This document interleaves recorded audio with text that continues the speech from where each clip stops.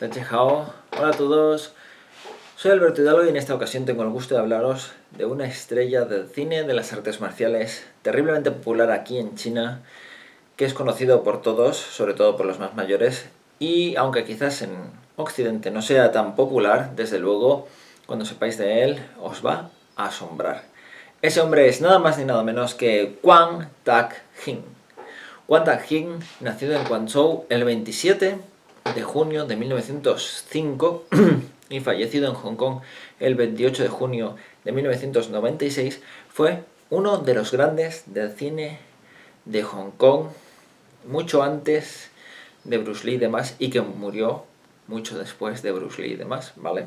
Este señor nació en una familia terriblemente pobre, su padre murió cuando él era muy chiquitito y desde muy joven tuvo que trabajar muy duro. Eran pobres, como os digo, y ya en una temprana edad, siendo él muy niño, fue pastor de vacas. Después estuvo trabajando en la construcción y haciendo diferentes trabajos hasta que finalmente consiguió la oportunidad de viajar a Singapur sobre los 13, los 15 años, y allí estuvo trabajando de camarero en un restaurante chino. No os penséis que tampoco fue algo fácil ni cómodo.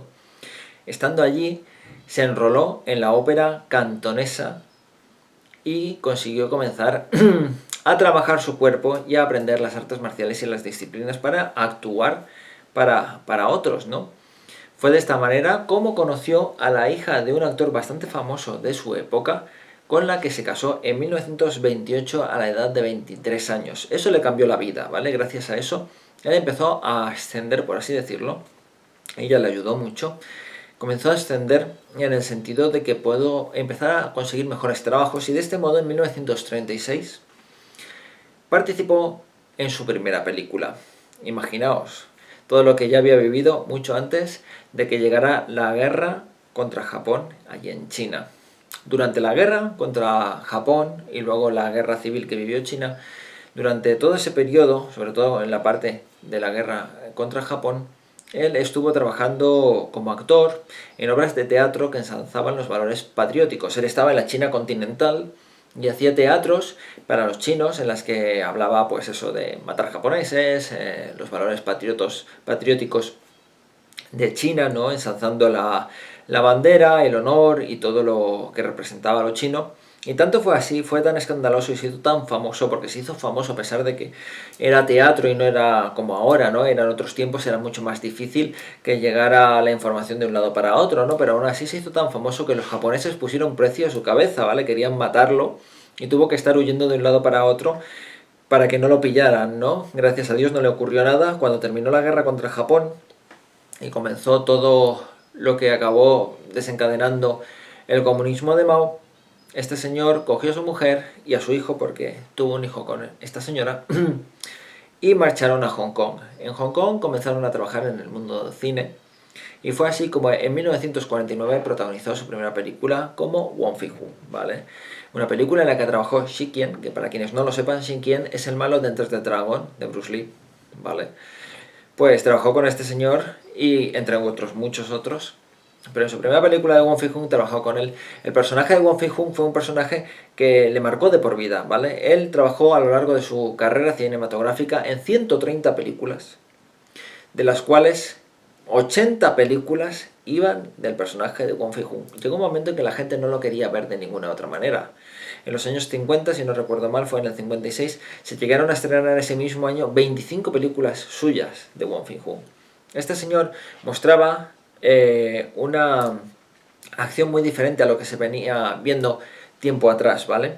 Eso le hizo hacerse muy famoso y muy popular, porque antes de que apareciera Kwang Tak-hin y todo el séquito de personal que trabajó con él en sus películas, las coreografías de lucha eran todas muy fluidas, muy operísticas, ¿no? Si alguno de vosotros ha visto la ópera de China, que es maravillosa, es un deleite verlo y disfrutarlo, os daréis cuenta de que las escenas de lucha, porque hay escenas de lucha y acrobacias, los actores saltan, dan pinopuentes, volteretas, hacen cosas espectaculares, la lucha y la acción es siempre muy fluida, son movimientos relativamente lentos, es todo muy artístico, movimientos amplios, pero son todos fluidos y relajados, ¿no? Eso era lo habitual cuando había una película, cuando hacían una película a principio al principio de los tiempos del cine de Hong Kong, ¿no? Cuando todavía estaba muy verde, pues las hacían así, las rodaban así las escenas de lucha. Todas eran de este estilo, ¿no? No era real. Kwang Tak-hin metió una acción real, evidentemente. Si veis ahora una de sus películas, yo he visto algunas, diréis, son unas peleas que están hechas que parece que no tienen ni idea de Kung Fu, ¿no? Están hechas un poco, parece que sobre la marcha, ¿no? Yo no sé hasta qué punto las prepararían, pero da esa impresión, ¿no? Después de haber visto tanto cine y tanto cine bueno, ¿no? Películas como las de Bruce Lee, películas como las del Jackie Chan, que tienen unas coreografías de luchas espectaculares y unos movimientos perfectos, ¿no? Pues claro, las coreografías de este señor pues quedaban muy atrás, ¿no? De todos modos, estamos hablando de que para su época, en el marco histórico donde se hicieron, pues eran fabulosas, ¿no? Este señor se hizo el rey del cine de acción de Hong Kong por mucho tiempo, viajó por el mundo, estuvo en la Chinatown de diferentes ciudades de los Estados Unidos y de Canadá, se movió mucho, tuvo muchos premios, hizo muchas cosas. En los años 70 abrió una escuela de artes marciales, de medicina tradicional china, de caligrafía. Él era hábil en muchas cosas. Llegó un momento en el que él prácticamente se convirtió en un Wong Fei Hung, ¿vale? Él también lo interiorizó el personaje hasta tal punto que él era como un Wong Fei Hung, ¿vale? En su tierra natal, en Guangzhou, también abrió diferentes escuelas, diferentes como centros culturales, ¿no? Donde se impartían clases de caligrafía, de cultura tradicional china, donde se enseñaba la medicina tradicional, bueno, muchas de estas cosas, cosas hermosas. Fue un altruista, fue un hombre que hizo una gran labor. En los años 70 comenzó a trabajar para Golden Harvest por un tiempo. Ya era la última etapa de su cine, ya él era un hombre bastante mayor en aquella época.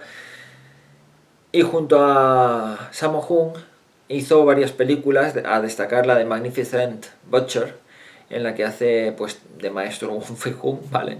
Y el Sammo Hung hace de su alumno. Es una película muy divertida que os recomiendo a todos. Bueno, cualquier película de Sammo Hung vale la pena ver, ¿vale? Pero esta concretamente pues tiene a Kwang Tak-hin y es todo un deleite poder verlo, aunque ya mayor y demás. Pero igualmente el tío estaba hábil, estaba ágil, tenía su gracia, ¿no? De siempre. Como os digo, fue un gran hombre, un gran artista. En los años 80 siguió trabajando, en aquella época murió su mujer, con gran pesar para él, y al poco tiempo volvió a contraer matrimonio con una mujer china que había conocido en los Estados Unidos. Se casó en Nevada, ¿vale? Y esta mujer le acompañó hasta los últimos días de su vida, hasta que finalmente murió en Hong Kong en 1996. Su legado es grandioso. Él conoció a los más grandes de su tiempo. Él fue el más grande de su tiempo. Podríamos decir que fue como el Bruce Lee de su época. Y él entrenó y trabajó con el padre de Lau Kar-leung, entre otros muchos, ¿vale? Por lo tanto, es como la raíz de la escuela de los que luego han hecho esas grandes películas para la Shaw Brothers, para la Golden Harvest, ¿vale? Fue él uno de los primeros maestros, ¿no? Quizás él realmente no era Wong Fei Hung, pero él fue un maestro tan grande en otros aspectos, de otra manera, ¿no? Como lo pudo haber sido Wong Fei Hung para su época y su momento, ¿no? Así que os recomiendo totalmente que busquéis cualquier película en la que intervenga él, porque vale la pena verlo, vale la pena disfrutarlo. Es un señor al que yo admiro. Estando de viaje por Guangzhou, que lo tengo aquí al lado, estuve en la ciudad de Foshan, estuve en una de las escuelas de la danza del león, una de las escuelas de Wong Fei Hung, ¿vale? De las escuelas fundadas por Wong Fei Hung. Hay por ahí un vídeo de historias de China en el que salgo yo allí. Y ahí tienen un pequeño museo de Kwang Tak-hin con armas que él utilizó en sus películas, con trajes que él utilizó en sus películas, en las que interpretaba al maestro Wong Fei Hung, en la época de la guerra y demás. Y es tremendamente interesante y es muy bonito de ver lo mucho que quiere el pueblo chino a este señor, a este personaje.